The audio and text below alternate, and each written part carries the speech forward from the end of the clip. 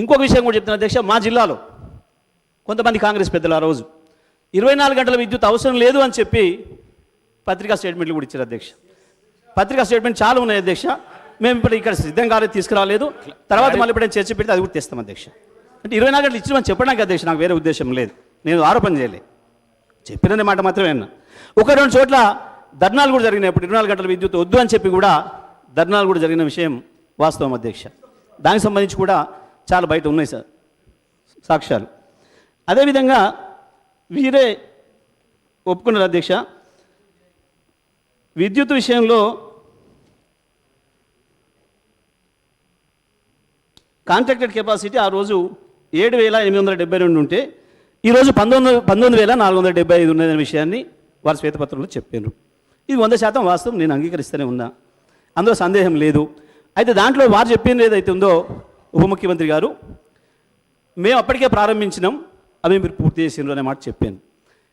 వాస్తవానికి కేటీపీపీ అప్పటికి మీరు 30% పూర్తి చేసిండ్రు, మేము వచ్చిన తర్వాత మిగతా 70% పూర్తయింది. కొత్తగూడెం ఏదైతుందో అది పూర్తిగా మేము వచ్చిన తర్వాతనే ప్రారంభం చేసినాం. 0 డేట్ ఉంది, కమిషన్ డేట్ ఉంది, మీరు అధికారులను అడిగి తీసుకోవచ్చు అధ్యక్ష. 600 మెగావాట్లు తీసుకోండి, మీరు మీ అధికారుల దగ్గర నుంచి తీసుకోండి. 0 డేట్ మాత్రమే స్టార్ట్ అయింది, 0 డేట్ మాత్రమే స్టార్ట్ అయింది. అదేవిధంగా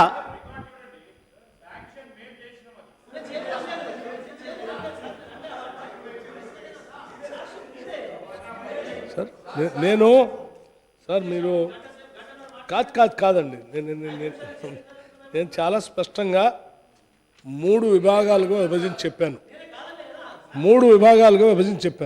ఒకటి ఆల్రెడీ స్టార్ట్ చేసి ప్రొడక్షన్లో ఉన్నాయి. 2 మేము ప్లాన్ చేసి మేము శాంక్షన్ చేసి ఆన్ గోయింగ్ ప్రాజెక్ట్స్ బైఫర్కేషన్లో వచ్చినాయి. ఒక్క నిమిషం. మూడోది బైఫర్కేషన్ యాక్ట్ ద్వారా వచ్చాయి. ఇవన్నీ కూడా నేను చాలా స్పష్టంగా చెప్పానండి, ఎక్కడ నేను దాయలేదు. కొత్తగూడెం థర్మల్ పవర్ స్టేషన్ సంబంధించి కూడా ఆనాటి మేమనంటే ఉమ్మడి రాష్ట్రంలో ఆ ప్రభుత్వాలు శాంక్షన్ చేసినాయి. తర్వాత గౌరవ సభ్యులకి సార్ వారు క్లారిఫికేషన్ అడుగుతా అంటే మైక్ ఇచ్చారు, చాలా సంతోషం. వారు క్లారిఫికేషన్ అడగటం వారే క్లారిఫికేషన్ ఉపన్యాసం చెప్తా ఉన్నారు. ఇది క్లారిఫికేషన్ అంటే ఏంటి? మీకు నేను పలానా దాంట్లో అడిగాను, అది సందేహం రాలేదు అంటే మళ్ళీ దాన్ని నివృత్తి చేయండి, అది వదిలేసేది చెప్తారు అధ్యక్ష. మైక్ ఏరా అధ్యక్ష, ఇది ఇంత అన్యాయం అయితే కష్టం అధ్యక్ష. మీరు కూడా మరి రిక్షలో రావాలి.